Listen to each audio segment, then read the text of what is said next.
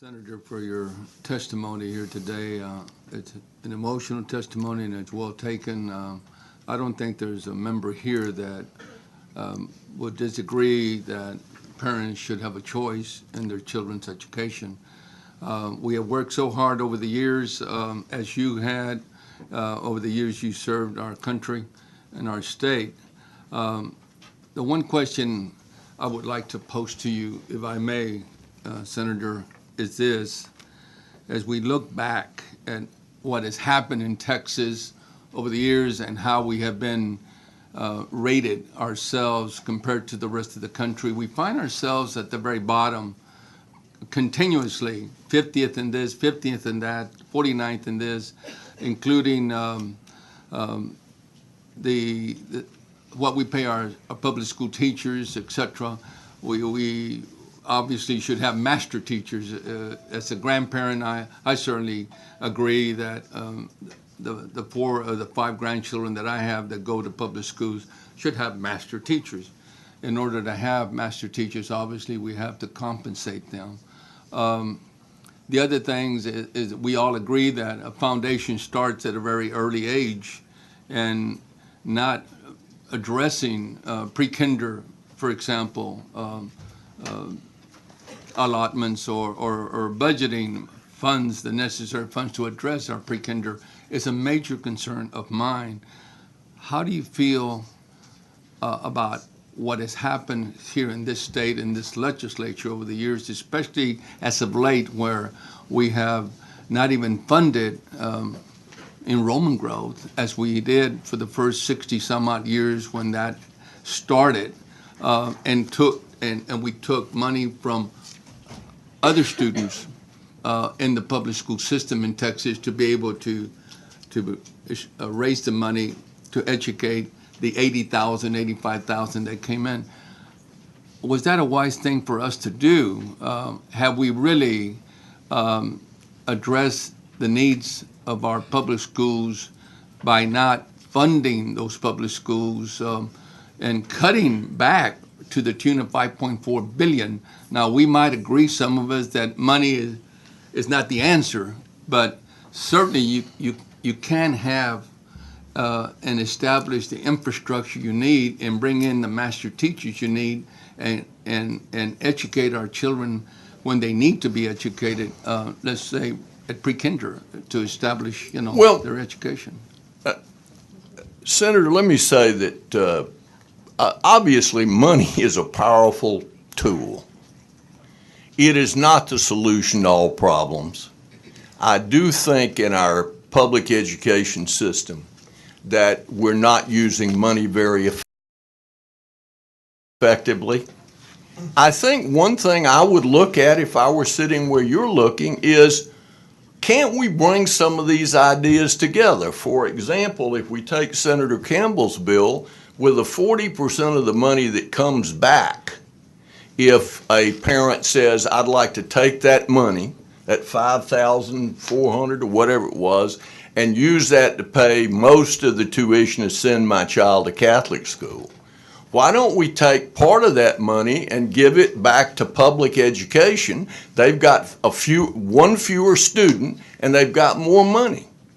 Maybe that's a way we could bring the two together. My feeling is we're not going to solve the problem with money alone. Money is never harmful to most problems. Sometimes it hurts if you spend it very unproductively.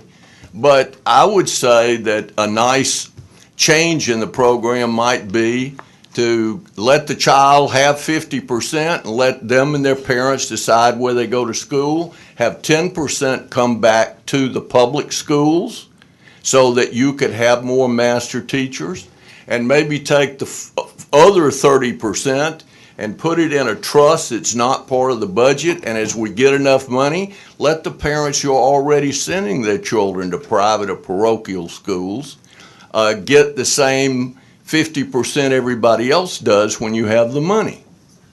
The public schools are no worse off, and you're going to hear teachers and superintendents say, don't take away our students. The students are taking away the students. If students choose to leave, if parents choose to leave, do we have the right to stop them? It's their children. Once I was in Dallas and this lady from the new Department of Education was debating me on education, and I thought I was making some great point when I said, well, ma'am, in all fairness, I love my children more than you love them. She said, why do you say that? And I said, well, if you love them as much as I do, what are their names? That's my point. Well, I just want to say you had a very smart mama. She sent your brother to Catholic school. That was a pretty good move. Anyway, members, Senator Campbell? Well, I most certainly will let other members right now ask questions before me. Oh, I'm sorry. Senator Betancourt. Thank you, Chairman. Senator Gramm, two things. One, I think we found where the passion meters actually peaked out in Texas, and it's with you, okay? And that's a wonderful thing. And I would be remiss if not recognizing my brother's economic professor, Wendy, from A&M days in the back. You made a really good comment about leaving some of the money in the public schools. I think that's what the tax scholarship credit scholarship program does. I agree with the passion about trying to change our methodology, and I think we need a little more old school, which is what you and I think your brother got from your mother. So if you want to expand on the concept of the concept of leaving some of the money in the public schools, I'd love to hear your thoughts on it, because I think that's what the tax credit scholarship program does. Well, I think it'd be a nice addition to the bill. I think it probably would make it more acceptable. And I also reemphasize the point that we ought to give everybody the right to make a decision. What is freedom if only kids in poor neighborhoods have it? Everybody ought to have it. Their parents pay taxes. Shouldn't they have the right to choose? I think public schools will get a lot better if we do that. And I think we could, if we put some of the money back into public schools, I think you could have a big impact. You'd have both in the incentive and a little more resources. Thank you, Senator Gramm. It's an honor to listen to you today. Let's go around the horn here. Go ahead, Senator. Thank you, Sir Graham. It's I know your parents. yes, sir. You do. Now, wait a minute, Senator Gramm, what happened there between the parents of this generation? That's what I want to know. I wonder in my own children. It's a tremendous honor to have you here. I'm very, very humbled. I remember as a child when you first ran for the U.S. Senate, and my parents were early, strong, proud supporters of you and what you've done for Texas and for America.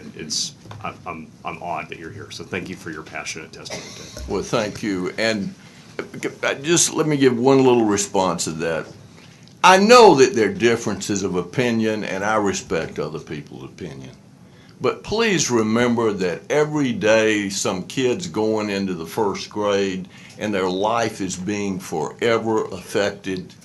And if we do this 10 years from now or 5 years from now, we may have wasted their talent that their family needs and our country needs. Senator Rodriguez. Senator Rodriguez. You got a question, sir? Yes, I do. Actually, I'm a little confused by your comments because, you start off by saying that our tax money is not public money. I think that's how I heard you. Yeah, it's taxpayer money. You don't have any money. Yeah, well, except the money but you it's public make. money. It's the public's money. As No, it's opposed to- not the public's money. Well- Taxpayer money is money that people earn and you take.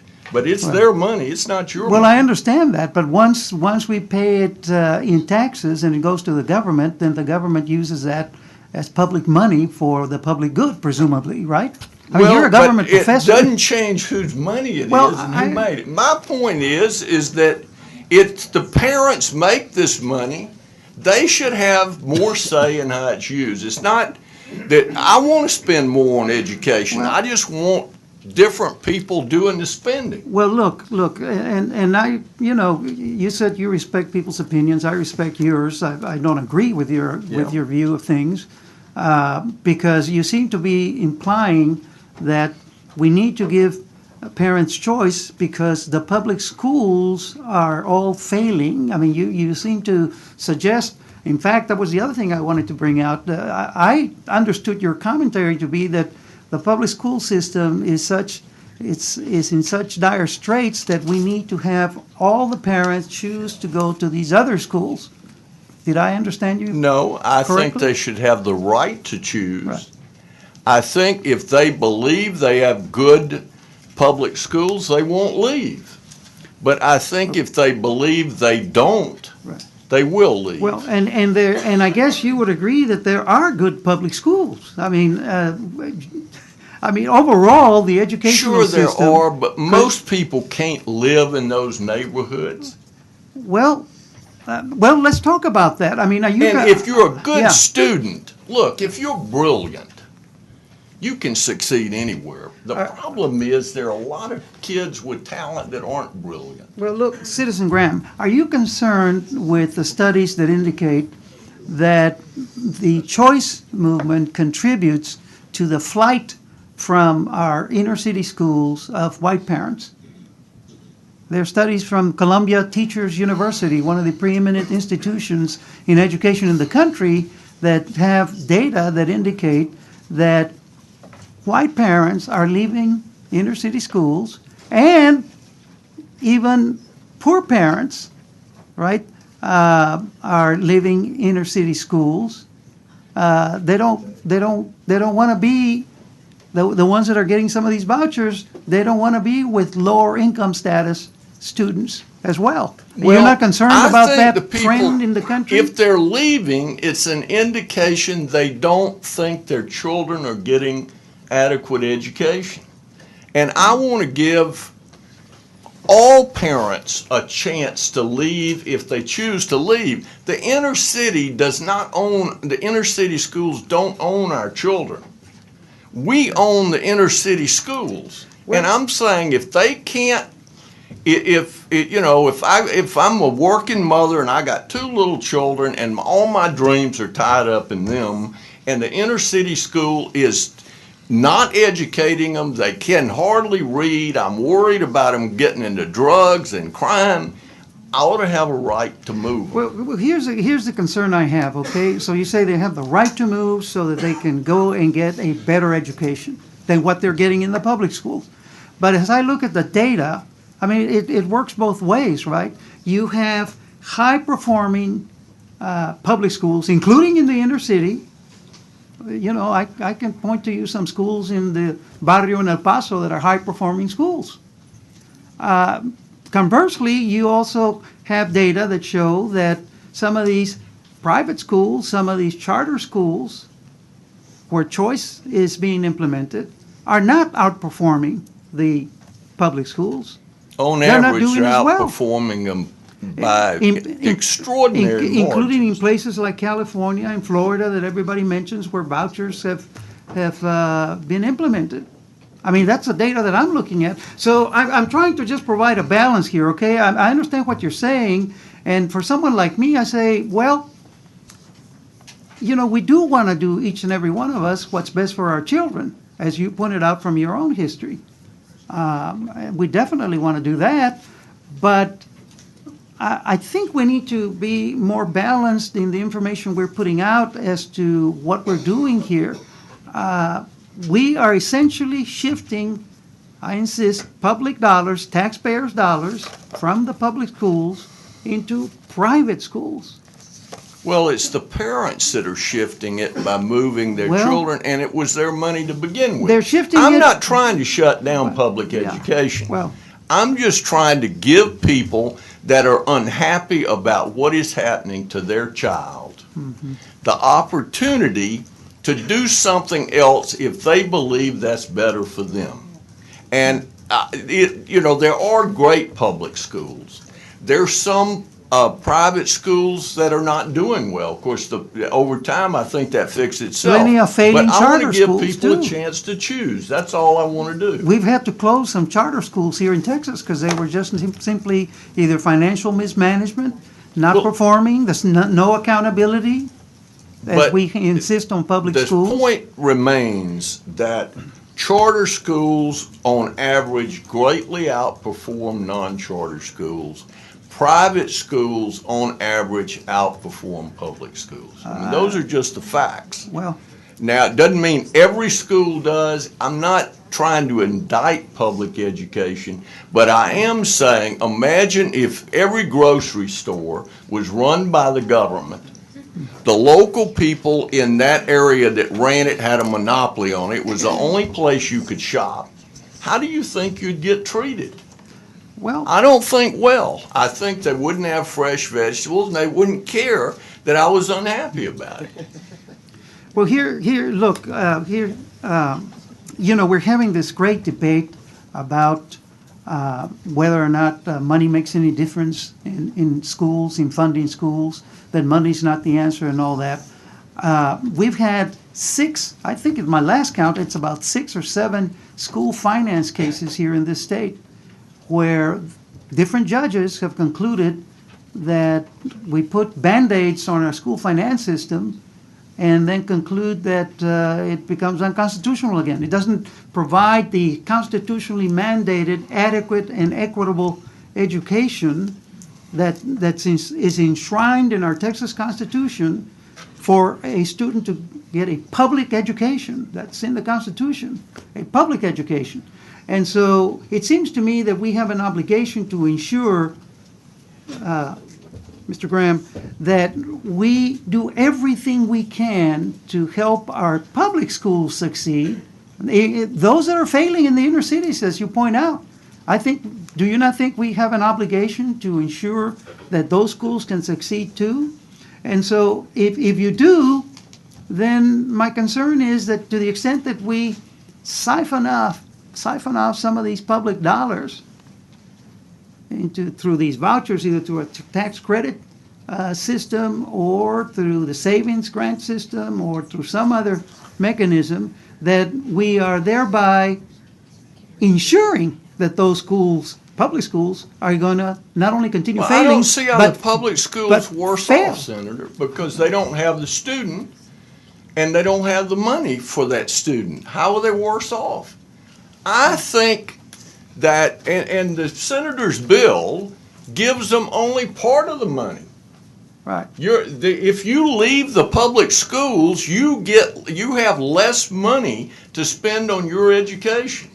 But obviously, there are people sitting in this room who know that if you do that, that there will be students and parents who will take that money and leave. And they're not for it. They don't want them to leave. They want to lock them in there. Well, And I'm not for that. I believe in freedom. This is Texas. Yeah. This is the center of the world for freedom. And we ought to have freedom about our children, their education. It's more important to me than freedom of speech. If a child in Texas doesn't have a chance to compete because of bad inner city schools, then all these constitutional guarantees turn out to be pretty meaningless. And I just think we need dramatic action. I think things are going poorly. And, we can bring Mamet and people from all over the world that have got these big talents.